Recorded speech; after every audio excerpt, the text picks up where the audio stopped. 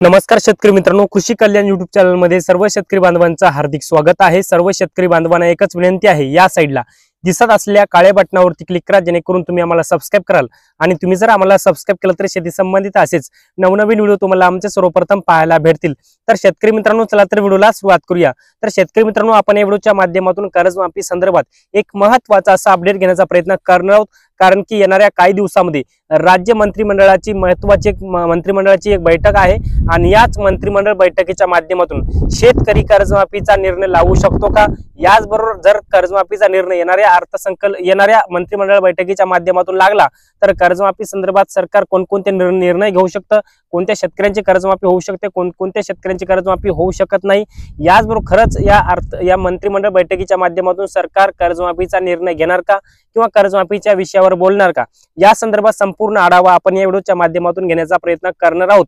तर नमस्कार, मी ज्ञानेश्वर सवणकर स्वागत करतो कृषी कल्याण युट्यूब चॅनल मध्ये। सर्व शेतकरी बांधवांना एकच विनंती आहे, व्हिडिओ संपूर्ण पहा, जेणेकरून कर्जमाफीचं संपूर्ण अपडेट तुम्हाला कळेल। तर शेतकरी मित्रांनो, चला तर व्हिडिओला सुरुवात करूया। तर शेतकरी मित्रांनो, सर्वप्रथम आपण जर पाहिलं तर सरकारनं शेतकऱ्यांना सरसकट कर्जमाफीचं वचन दिलं होतं आणि निवडून येऊन आता 3 ते 4 महिने पूर्ण झालेला आहे, परंतु अद्यापही कर्जमाफीचं हे वचन सरकारने पूर्ण केलेलं नाहीये।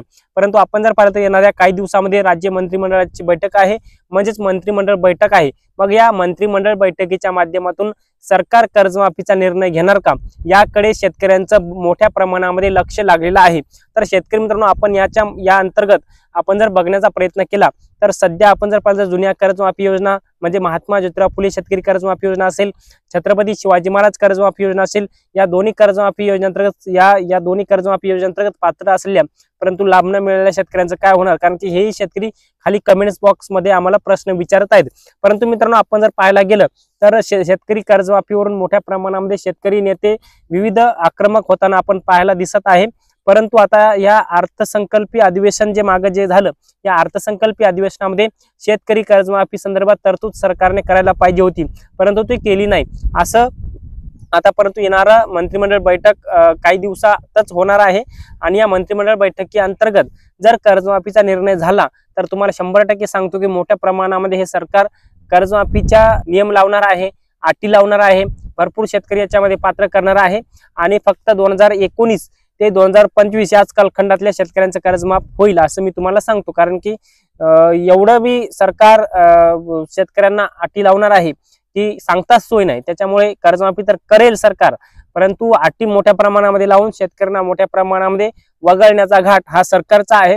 परंतु शेतकऱ्यांनी सुद्धा एकजूट राहिलं पाहिजे। शेतकऱ्यांनी विविध जे काही शेतकरी कर्जमाफीसाठी आंदोलन होतील त्या आंदोलनामध्ये शेतकऱ्यांनी सहभागी होणं तितकंच अत्यंत गरजेचं आणि महत्त्वाचं सुद्धा आहे। तर शेतकरी मित्रांनो, आपण जर आता पाहिलं तर येणाऱ्या या मंत्रिमंडळ बैठकीच्या माध्यमातून कर्जमाफीचा निर्णय होईल का हे सुद्धा पाहण्यासारखं आहे।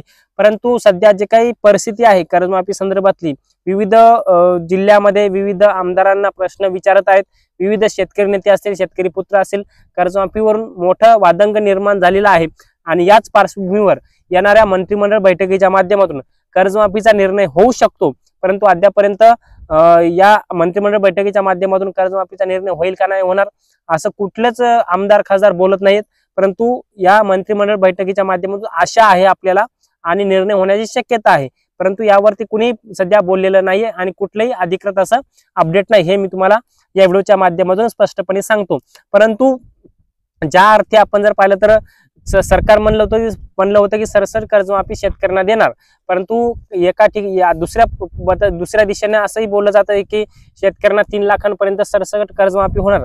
आता कशी होणार, काय होणार, कर्जमाफी झाल्यावरच सरकार हे स्पष्टपणे कळवेल, परंतु अद्यापर्यंत कर्जमाफी संदर्भातली स्पष्ट भूमिका सरकारने आपली मांडलेली नाहीये। तर मित्रांनो, या व्हिडिओच्या माध्यमातून मी तुम्हाला या कर्जमाफी संदर्भातलं छोटंसं अपडेट सांगण्याचा प्रयत्न केलेला आहे। आता सरकार या मंत्रिमंडळ बैठकीच्या माध्यमातून कर्जमाफीचा निर्णय घेऊ शकतं का हे सुद्धा कमेंट्स बॉक्स मध्ये नक्की कळवा आणि व्हिडिओ जर आवडला असेल एक लाईक करा। धन्यवाद।